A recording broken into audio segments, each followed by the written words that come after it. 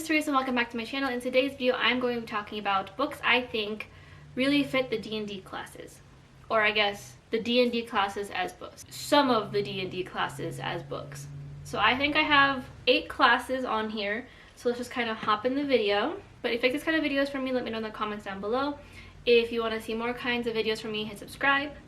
And like the video if you enjoyed it. So I'm going to start off with a class that is near and dear to my heart, and that is Rogue. I play a Rogue Warlock multi-class in my current campaign. This one is mildly superficial, but then it also makes sense. But for the Rogue, I'm going to have to go with the Shadowhunters Chronicles by Cassandra Clare. Okay, so for those who don't know, who might be new to the sphere, the Shadowhunter Chronicles, at least starting off with the very first book, which is City of Bones, follows Clary Frey, who has grown up as a human her entire life. That is, I think, on the eve or the week of her 16th birthday, she finds out that she is not human. She is actually part of a race of people that are half angel and are sworn to protect the world from demons. She has to go on this quest to figure out why this has been hidden from her, why this is a thing, where her mother is, and all the things.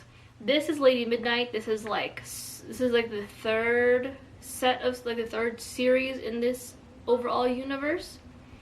I think this one's a trilogy as compared to the 6 books in the original set. But again, it's a little superficial because they dress like how rogues are traditionally dressed, in all black and leather and just very sneaky with hoods, all the things. I have points. I also think Shadowhunters are that kind of dexterous that rogues need to be able to like sneak in and out of places, to be able to go by undetected. It doesn't help that they have runes to do so, but neither here nor there. I also think rogues are very much the kind of class that like you don't realize they're there until they're there and it's too late, which I think also really fits the Shadowhunters very well, just because they are, again, when you are a demon, you don't really know that they're there yet until it's too late, and they have like a thing, what's it called?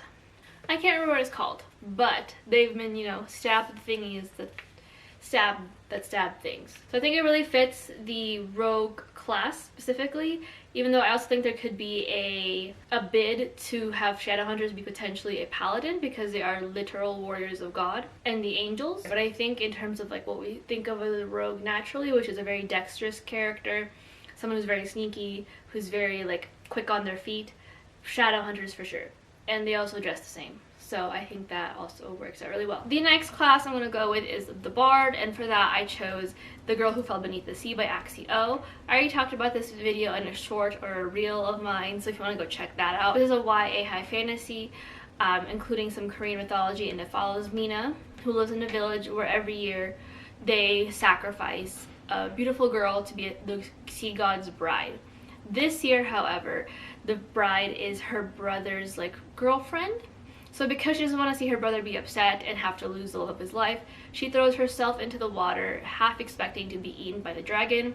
But instead she is now kind of thrust into this underwater sea world, where she is tasked with trying to figure out what happened to the sea god, why is he cursed, and how to break it in the span of a month before she herself becomes a spirit. I chose this for a bard because bards, I feel, also do a lot of storytelling, a la Dandelion. They do a lot of storytelling. There's a lot of like moments in there. They're trying to convey emotions and feelings and battles that happened with their music, is how I picture a bard. They're also very buff and supporty. I feel like Nina, while she does not outwardly sing in this book, she does tell quite a lot of stories that help her inspire the people around her, that help rally the troops, so to speak, and to help people kind of feel their emotions and understand why they are doing the things that they're doing. And I think that really fits really well with a bard, because I think a bard, again, is very supporty, very inspirationally, and I think it works really well with the fact that Mina also tells stories in her own way. Then for that I had to choose Emily Wilde's Encyclopedia of Fairies by Heather Fawcett. This is an adult cozy fantasy following Emily Wilde, who is like doing her doctorate on fairies. So she goes to, I think, a town in the Nordic region of the world to sit and study with fairies, but as she kind of studies more and more of them, she kind of gets into some hijinks that are very unsafe practices. So we all know the druid. We all know the hippy dippy kind of scenario, the almost too hippy dippy that puts the party in peril because they wanted to talk to an owl. However, I feel like Emily Wilde kind of falls into that category. She's not very hippy dippy. She sees her like study of the fairies as more scientific and treats it as such, which I'm sure druids also do in some capacity, because they want to learn about nature, they want to learn about all the things, about animals, about the weather patterns, you know, all the nature related things. I think that's very similar in aspects. But yeah, I think that really fits. I think the scientific, and sometimes she does get a little hippy dippy, but not too hippy dippy. More so in the hippy dippy that like, oh yeah, I can do this perilous thing and nothing of terrible consequence will happen, and then something of terrible consequence happens and she's like, oops. The next class is another class near and dear to my heart. That is the Warlock class, and for that I chose the book The Magicians by Lev Grossman. This is an adult high fantasy following Quentin Coldwater, who just graduated high school. He's not feeling so great about himself, you know, chronically depressed, just not feeling the best about his life, really. That is until he is asked to take a test, an entrance exam into the world of the magicians, and he finds out that he is someone who is capable of being able to wield magic and thinks is a cure-all for his depression, and he surely learns that that's not the case. The Warlock class, I would say, is definitely a strong class, but it does come with its limitations. Obviously, you are limited to like, I think 2 or 3 spell slots, depending on the level that you are on. So you are very limited to the amount of spells you can use. Literally, your bread, butter, your toaster, your jam, your peanut butter is just Eldritch Blast. I think this is the case for the magicians. These guys are super powerful. Obviously, there's a huge line that I will tattoo on my body, which is that they have learned to break the world that has tried to break them. They have to bend the rules of the world to be able to utilize the magic in some way, shape, or form. And that, I think, makes them pretty dang powerful. But there's also limitations in the sense that everything has to align correctly for them to use their magic, which is called the circumstances. Like, they have, I think, some spells they can use without needing specific circumstances, but there's certain ones where they're like, the moon has to align just right in the sky, like in how you should be like exactly 90 degrees from the moon. The water has to be a temperature of 65 degrees Fahrenheit. The wind has to be blowing at like 2.5 miles an hour for you to be able to do this one specific spell correctly, and if you don't do it correctly, then you are SOL. So I think it really fits that kind of like very powerful concept, but also limited to the things they are allowed to do. And in the books, it's very much heavily implied that you have to be like some form of mentally unwell to be able to maneuver magic. So it's a very conditional reason, and I think warlocks also, well, I know that warlocks are also very conditional in their reason to have magic, and that's because they have a demonic patron. The next class I'm going to have to go with is the Barbarian, and for that the book I chose is The Vampire Academy by Rochelle Mead. This is a YA paranormal romance fantasy situation following Rose Hathaway, who is a Dhampir, which means she is half vampire, half human. She is part of this race of people who are sworn to protect the Moroi, which is the vampiric royalty. She and her like vampire royalty best friend, Vasilisa or Lissa, have run away from the academy, keeping them safe for reasons that they are not too sure themselves, and a year later they are brought back forcefully. I chose this book for a number of reasons.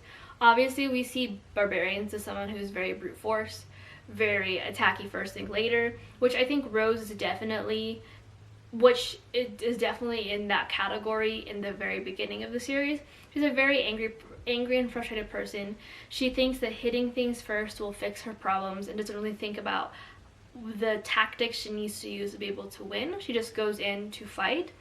And I think that's also a kind of a development that we can see with her, in the same way that we might see a development of a barbarian who slowly learns to utilize their rage and their power in a more controlled manner to be able to protect the people that they care about, which I think Rose learns as the books progress. And we see her go from this very fumbling, very angry teen to a very strong and weathered fighter. The next class on this list is the Wizard, and for that I chose a manga series, and that is The Secrets of the Silent Witch by Matsuri Isora. This follows, I forgot her name because it's been a while, but it follows a young witch who has been renowned to be one of the most powerful witches and wizards of their time, because she can cast non-verbal spells, and this world is heavily specific to verbal spells. So because of this, she is asked to protect a young prince from an assassination attempt, or multiple assassination attempts. The downside, the only reason she is capable of performing non-verbal spells and being a really strong witch because of it, is because she does not want to talk. She has social anxiety to the nines, and the last thing she wants to do is converse with people. And unfortunately, this job that has been voluntold upon her, it involves her speaking to people. I chose this because wizards are easily one of the more broken classes in D&D, which I think if there was a way, I mean, witches are also kind of quite bookish, I feel. So I feel like if there was a way for a wizard, someone wanted attention, so here we are. But I feel like wizards are a very bookish class as well. So I think that if there was a way for a very powerful wizard to stop needing specific spells or verbal or hand components because they have social anxiety, it would be a wizard. If there was ever a magic user, you gotta choose. Do you want attention, or can you leave me alone? And yeah, so that's why I think that would work out. And I think if there was ever a magic user to be able to break the rules, it would be a wizard. The second to last class that I'm going to be talking about is a paladin, and for that I chose Percy Jackson and the Olympians by Rick Riordan. I fear Percy Jackson is just what happens when a paladin gets really, really, really, really angry and really, really, really, really disappointed in their patron god. But they're a decent person and still does what their god needs them to do because it's the right thing to do. But they will complain and be angry about it the entire way. But let me tell you what the book is about. Percy Jackson and the Olympians is a middle grade novel following young Percy Jackson, who has never really quite fit in anywhere. Dude has dyslexia, he's very socially awkward, he just does not situate himself very well. That is until one day he's attacked by harpies at his school, and he learns that he is not human, but he is a species of things, of demigods that are half human and half Greek god. So now he goes on his quest to kind of free his mother. It's always the mother. It's fine. He goes on this quest to find out what happened to his mother after a big altercation. Percy is what a paladin looks like when they're very, very, very, very angry at the world and their patron god, but they're a really, really, really good person who doesn't want to see the world burn. And I think that's very fitting of Mr. Percy Jackson. The very angry teen who's very tired of having to save the world multiple times over because his parents don't know how to act, but still saves the world because he's a good person. And the last class I'll be talking about is the cleric class, or sweet little clerics. And for that, the book I chose, The Last Blood Carver by Vanessa Lay. This is a YA high fantasy following Nika, who is the last blood carver or the last known blood carver of the world. She has the ability to be able to manipulate the body parts, blood, all the scientific things to either heal, hurt, or maim. And she ends up getting captured after a whole string of things that happened, and is somehow drawn into this very rich and powerful world with a family who was trying to figure out what happened the night of a perilous accident that left them, I think, with most of their family members, with their father dead and their family friend slash butler in a coma. So my reasoning for doing this is that I feel, I'm going to read off my notes. I think whenever we think about cleric, we think of the person who heals the party, who is just the person who stands back and goes heal and bless and buff, buff, buff, buff, buff, and heal again. And we don't really think that they have capabilities of being an offensive user. And I think that's the same case with Nika. Nika is a person who is capable of doing quite literally anything to the human body, brain, and intestines and whatnot. She could be a ruler for all she cares. She could cause havoc and hurt people with her abilities to heal and to hurt and to manipulate body parts.